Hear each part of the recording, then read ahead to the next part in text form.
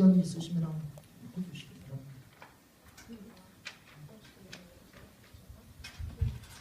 안녕하세요. KY의 윤홍철입니다. 저는 앞에서 앞서 발표자분들이나 말씀하신 분들이 좋은 얘기를 많이 하셔서 저는 좀 쓴소리 좀 하겠습니다.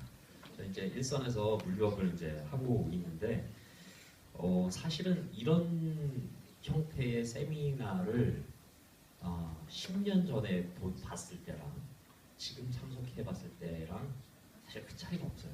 심지어는 오늘 봤던 자료 중에 일부는 10년 전에 봤던 똑같은 자료가 또 되풀이되고 있어요. 물론 이제 이 몽골의 물류 문제가 간단한 문제가 아니기 때문에 여러 가지 복합적인 외교적인 문제도 있고 또 어떤 세관하고의 문제도 있고 복합적인 문제들이 얽혀져 있기 때문에 쉽게 이제 개선이 되지 않아서 옛날 자료들이 되풀이되는 것도 있겠지만 제가 보기에는 어떤 이런 상황을 좀 타개해서 나가려면 어떤 정책적인 연속성, 지속성, 그다음에 외교나 어떤 세무 뭐 이런 정책적인 연계가 이루어지지 않고 계속 공부만 한다는 것은 공허한 얘기가 반복되는 거라고 생각하거든요. 좀 전에 이제 교수님께서 똑같은 얘기가 반복된다라고 하셨는데 저는 거기 100% 공감을 하고요. 두 가지 정도 이제 좀 몽골과 한국에서 착각을 하고 있는 부분에 좀 짚고 싶은 게 있어요. 첫 번째는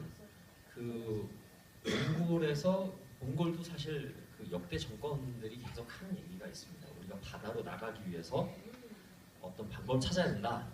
그럴 때마다 이제 몽골에서 얘기를 하는 게 천진 혹은 대련 이런 데다가 조차지를 얻어서 거기서 바다로 나갈 수 있는 땅을 우리도 마련하겠다.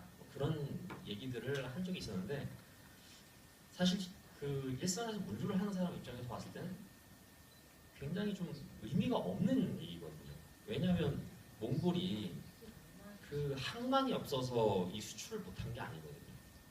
항만이 없어서 그런 게 아니고 정책적으로 중국에서 최단 거리로 나갈 수 있는 길은 역시 텐진인데 텐진 쪽으로 나갈 수 있는 광물을 실을 수 있는 외관을 개정해주지 않았기 때문에 이런 것들이 문제가 되는 거거든요.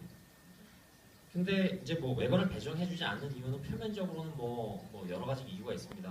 환경 오염에 문제가 있다든지 아니면 중국 내부적으로 외관 수량이 부족하다든지. 근데 사실은 이면에는 몽골의 자원을 자기네들이 독점해서 쓰고 싶어하는 정치적인 의도가 있을 거라고 보죠. 그래서 이런 부분들을 몽골에서 학자들뿐만이 아니라 정치권에 계신 분들도 좀 인식을 하고 어떻게 이 문제를 풀 것인가 좀 전향적인 그런 발상이 필요하다고 생각해요. 그래서 어차피 중국하고의 큰 어떤 문제를 해결하려면 그냥 순진하게 학문적으로 접근해서 문제를 풀지는 못할 것이고 어느 정도의 서로 상호 간의 이해를 하고 서로 윈윈할 수 있는 방안을 찾아야 되겠죠. 물론 또 이제 몽골에서는 그러면은 윈윈할 수 있는 방법이 뭐냐라고 했을 때 무엇을 주고 무엇을 받아올 것이냐.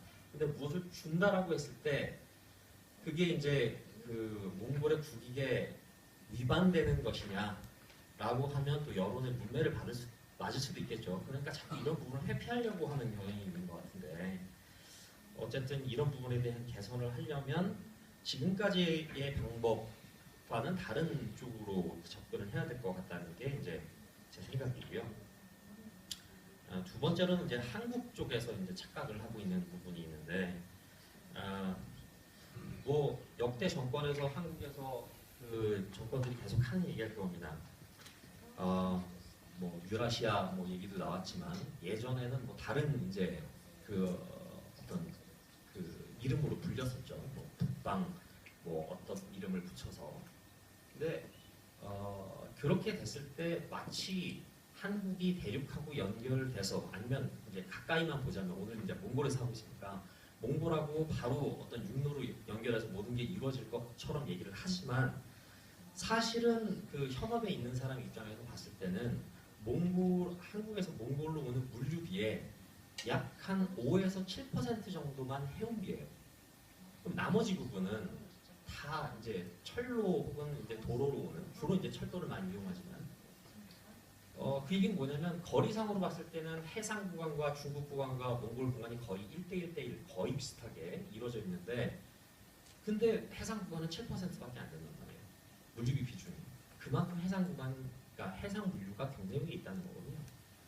근데 뭐 이런 철도가 다 연결이 되면 이렇게 돼서 뭐 우리가 이쪽으로 바로 물류의 중심축이 이동할 것처럼 얘기하는 거는 이해가 부족하거나, 아니면 두 번째는 어떤 홍보 수단으로 쓰기 위해서 좀 그 사실을 호도하는 측면이 있지 않나, 뭐 그런 생각이 들고요. 그렇다고 해서 뭐 이런 그 북방 물류를 하지 말아야 된다는 얘기는 아니고, 물론 여러 가지 의미가 있죠. 일단 뭐 그 지금 현재로 놓고 봤을 때도 최단 거리고 가장 그 비용이 싸다라고 하는 것이 텐젠항을 통해서 이제 몽골로 들어오는 물류가 제일 싸지만, 반드시 모든 물류가 다 그런 방향으로 들어오지는 않거든요. 거기에는 뭐 어떤 항만의 정책적인 뭐 이유도 있을 것이고, 세관상의 문제도 있을 것이고, 지금 비근한 예를 들면 천진에서 그 폭발 사고가, 대형 폭발 사고가 일어난 이후로 천진 항만은 잠정적으로 화학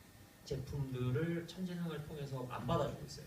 그래서 다른 항만으로 다 화물들이 우회로를 통해서 가고 있기 때문에, 이렇게 새로운 항로가 열리고 어떤 그 노선이 생긴다는 건 우회로를 만든다라는 의미도 있을 것이고, 한국 입장에서 본다면 한국은 반도 국가라고 하지만 사실상 북한에 의해서 섬으로 분리되어 있는 국가이기 때문에 어떤 이게 연결되면 화물뿐만이 아니라 나중에 인력의 사람들의 이동도 오고 가면서 뭐 관광에 대한 그런 수요도 분명히 생길 것이고, 또 나중에는 뭐 그 동북 쪽에 있는